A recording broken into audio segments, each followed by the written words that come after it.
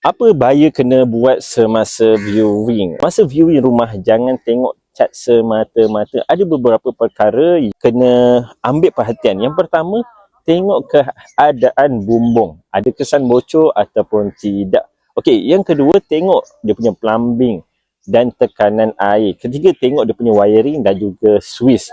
Keempat, kalau rumah yang ada extension, boleh semak dulu sama ada approval ataupun tidak.